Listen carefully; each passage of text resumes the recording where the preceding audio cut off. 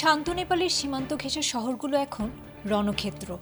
একটি বিতর্কিত ভিডিও আর তার জেরে মসজিদে হামলার ঘটনাকে কেন্দ্র করে নেপালের বীরগঞ্জ ও ধানুষা জেলায় ছড়িয়ে পড়েছে ভয়াবহ সাম্প্রদায়িক উত্তেজনা। পরিস্থিতি এমন পর্যায়ে পৌঁছেছে, নিরাপত্তার স্বার্থে প্রতিবেশী দেশ ভারত তাদের সীমান্ত অনির্দিষ্টকালের জন্য বন্ধ করে দিয়েছে। মঙ্গলবার ভারতীয় সংবাদ মাধ্যম এনডিটিভি এক প্রতিবেদনে তুলে ধরেছে এই চরম অস্থিরতার চিত্র।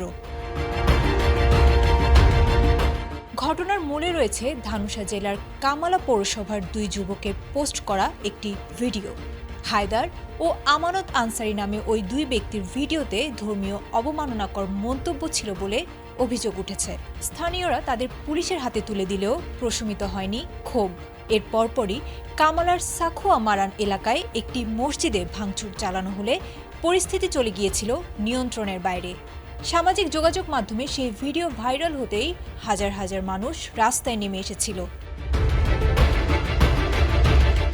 বিক্ষোভের কেন্দ্রবিন্দুতে পরিণত হয়েছিল পারসা জেলার বীরগঞ্জ শহর। সেখানে বিক্ষোভকারীরা টায়ার জ্বালিয়ে প্রতিবাদ জানিয়েছিল এবং এক পর্যায়ে পুলিশের ওপর ইট পাটকেল নিক্ষেপ সহ ভাঙচুর চালিয়েছিল স্থানীয় থানায়। পরিস্থিতির নিয়ন্ত্রণে পুলিশ নিক্ষেপ করেছিল কাঁদানে গ্যাস এবং সোমবার সন্ধ্যা থেকে বীরগঞ্জে জারি করা হয়েছিল অনির্দিষ্টকালের কারফিউ। হিন্দু সংগঠনগুলো তাদের দেবদেবীর অবমাননার পাল্টা অভিযোগ তোলায় উত্তেজনা এখন চরমে। এদিকে নেপালের এই অস্থিরতার আঁচ লেগেছে ভারতের বিহার সীমান্তেও। ভারতীয় সীমান্তরক্ষী বাহিনী ইতোমধ্যে নেপাল সীমান্ত পুরোপুরি সিল করে দিয়েছে।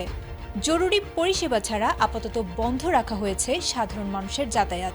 ভারত নেপাল সংযোগকারী মৈত্রী সেতুতে ডগ স্কোয়াড দিয়ে চালানো হয়েছে তল্লাশি। পান্তকা ও C1 টোলা সহ সংবেদনশীল এলাকাগুলোতে টহল জোরদার করা হয়েছে। অনিশ্চয়তা আর প্রাণ ভয়ে নেপালে কর্মরত শত শত ভারতীয় পরিযায়ী শ্রমিক দেশ ছেড়েছেন। বীরগঞ্জের বাজার ও কলকারখানা বন্ধ হয়ে যাওয়ায় কর্মহীন শ্রমিকরা ভিড় করেছেন সীমান্তে। নেপালের এই সাম্প্রদায়িক ক্ষত কত দ্রুত শুকাবে তা এখন সময়ের অপেক্ষা।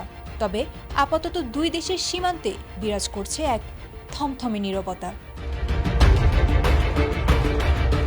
আয়েশা আক্তার, ATN বাংলা।